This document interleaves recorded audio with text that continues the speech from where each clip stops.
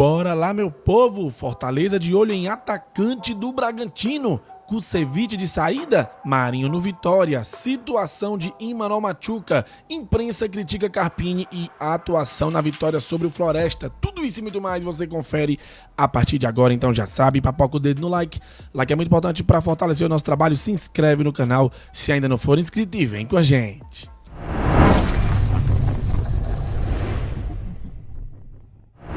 Começando mais um vídeo aqui no Expresso Tricolor, eu sou o PM e seja muito bem-vindo e bora lá pro giro de notícias de hoje, terça-feira, dia 27 de janeiro de 2026. Ontem à noite o Fortaleza enfrentou a equipe do Floresta no estádio Presidente Vargas e com um gol solitário de pênalti de Adam Bareiro, o Leão venceu a partida. Com o resultado chegou aos 3 pontos na ponta do seu grupo da segunda fase do Campeonato Cearense. Lembrando que hoje jogam Horizonte e Iguatu. Vamos ficar de olho, beleza? O Leão que volta a campo no sábado, se eu não estiver enganado, às 18h30, contra a equipe do Iguatu no PV. Bom, vamos às notícias deste vídeo de hoje, porque temos algumas coisas muito importantes e eu já quero falar sobre saída, e saída repentina, porque mal voltou, né? Eu estou falando de Cauã Rodrigues. Após retorno de empréstimo, o meia Cauã é negociado pelo Fortaleza com o Atlético de Minas Gerais. Emprestado pelo Fortaleza ao Atlético Goianiense em fevereiro de 25, o meio-campista Cauã teve seu retorno solicitado pelo Leão do Pici no início deste ano. Com grandes expectativas de receber oportunidades após sua reintegração, o atleta atuou durante 90 minutos da partida diante do Horizonte, mas será novamente negociado pelo clube cearense. Em um novo acordo por empréstimo, Cauã será cedido ao Atlético de Minas Gerais, equipe que disputará a Série B do Campeonato Brasileiro. A informação foi confirmada pelo portal Futebol Cearense. Então, o Cauã parece que não agradou ao Carpini, pelo menos no jogo contra o Horizonte. Ele não fica, vai jogar a Série B, mas não pelo Fortaleza, e sim pelo Atlético de Minas Gerais. E aí eu quero saber de vocês, é uma boa dispensar o Cauã assim, ou era mais interessante dar uma oportunidade a ele? Comenta a tua opinião aqui abaixo.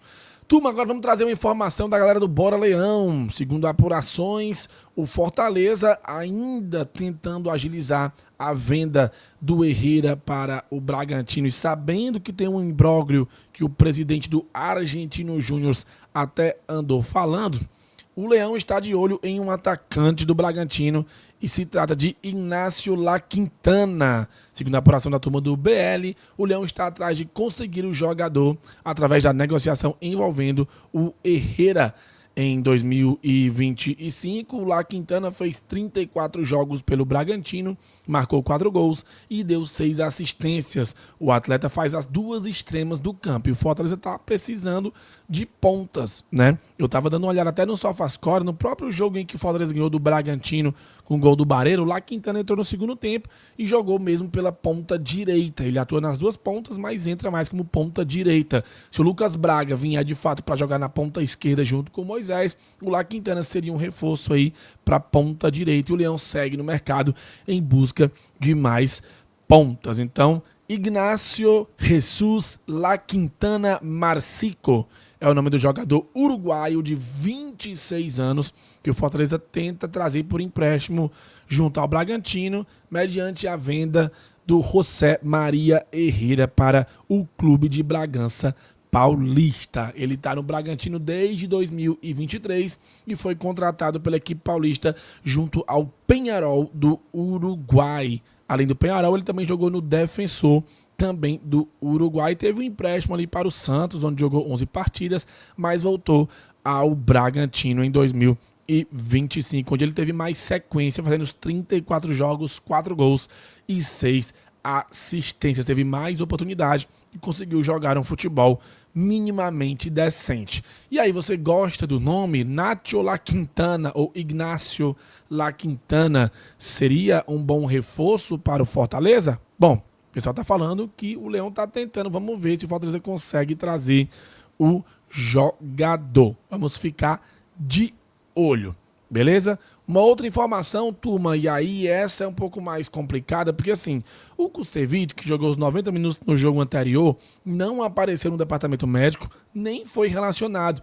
Então tudo indica que ele deve estar de saída do Fortaleza. Apesar de boatos dizerem que ele aceitou reduzir salário para permanecer no Tricolor, a informação que a gente sempre teve aqui não era desejo do jogador permanecer no Lion, mas sim uma negociação. Ele está na mira do Nacional do Uruguai já tem um tempo. Então o Kusevich não deve permanecer e o Fortaleza deve emitir alguma informação nas próximas horas ou quem sabe nos próximos dias.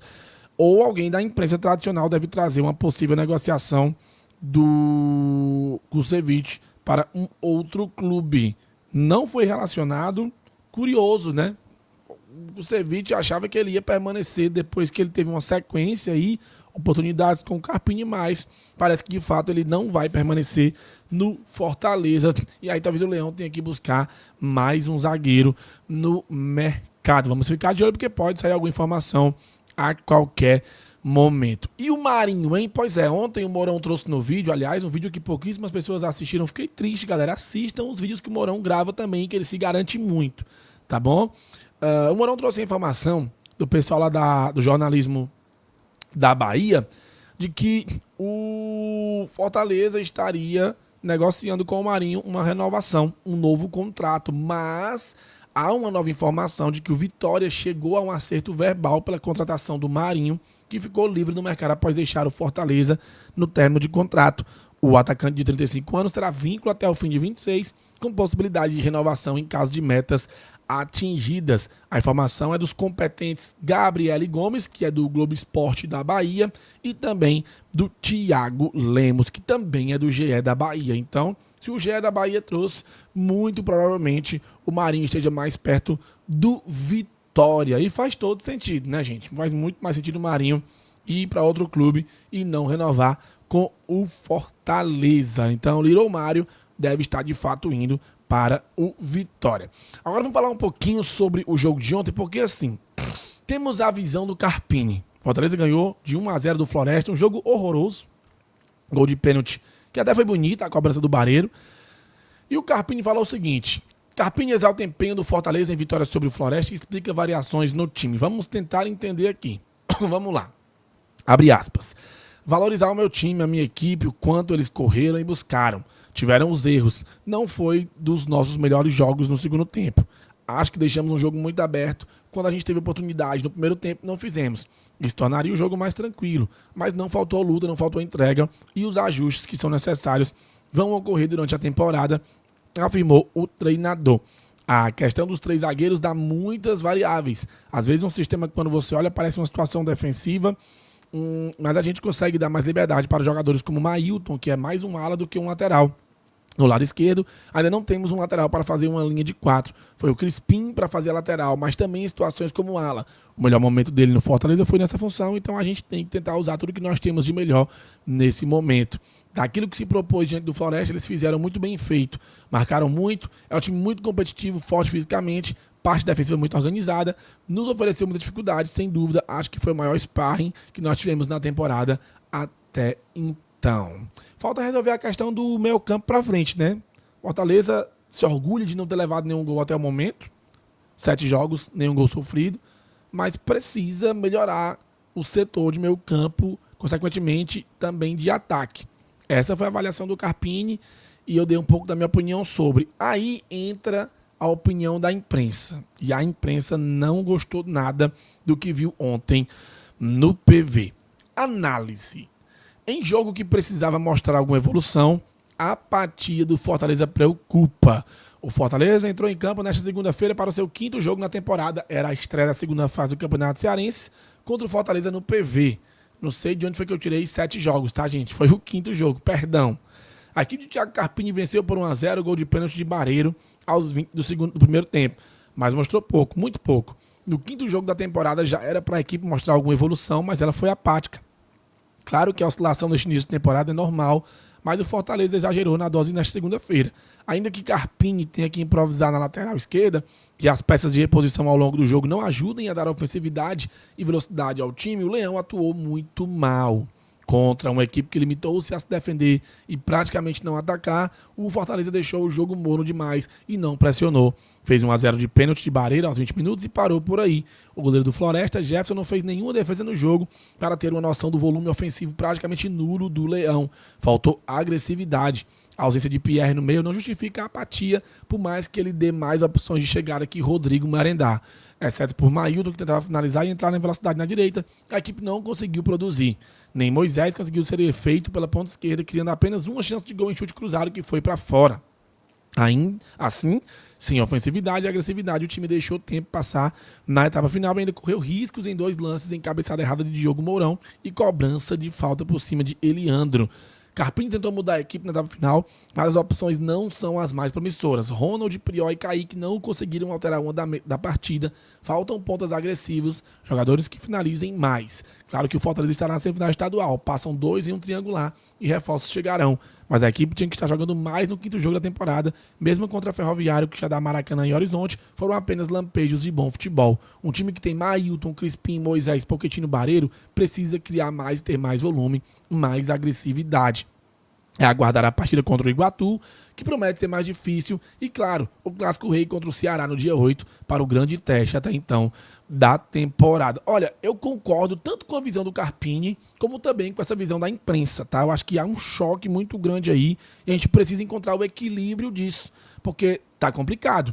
Precisamos de reforços, precisamos que a diretoria trabalhe um pouco mais rápido, seja mais efetivo. Eu entendo as dificuldades, a liseira, sabe? A falta de grana, ter que mandar jogador embora de graça. Eu sei, nós sabemos, mas tudo bem que é só o 5º jogo da temporada, mas eu acho que o torcedor tá merecendo uma resposta um pouco mais rápida, sabe? Eu tô achando a diretoria um pouco letárgica.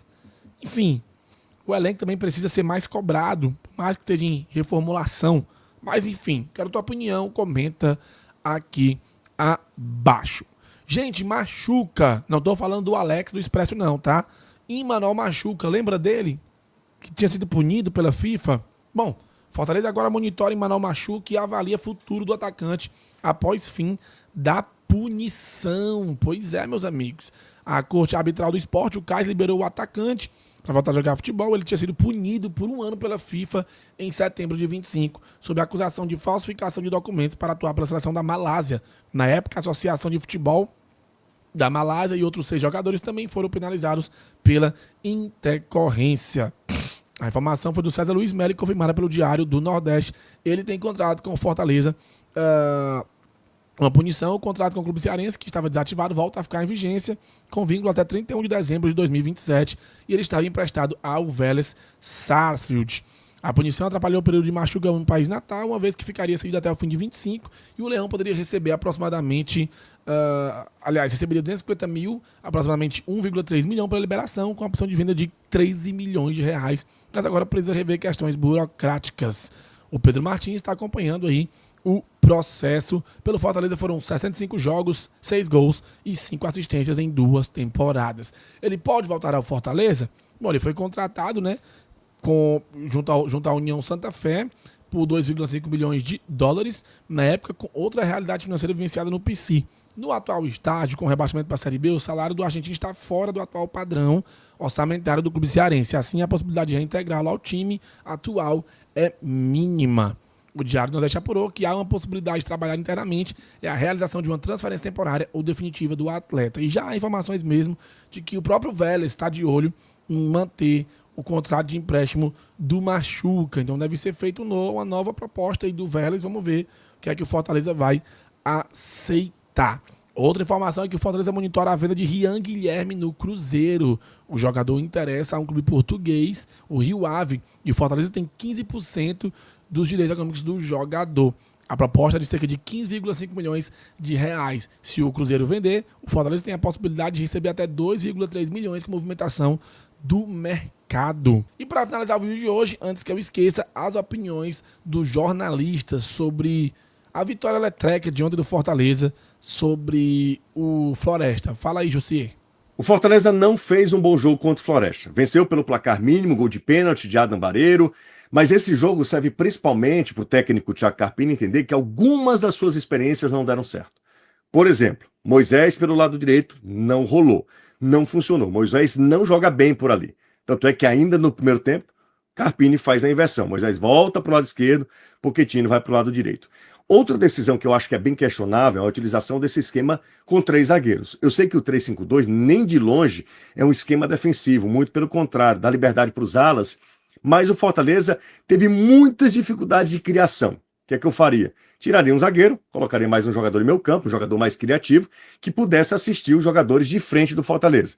O que não aconteceu. O Fortaleza criou muito pouco contra o Floresta. Teve muitas dificuldades. O que se salva nesse jogo é o resultado. É o resultado final. Pura e simplesmente o resultado final e, claro, possibilidade do técnico Thiago Carpini repensar algumas das suas decisões.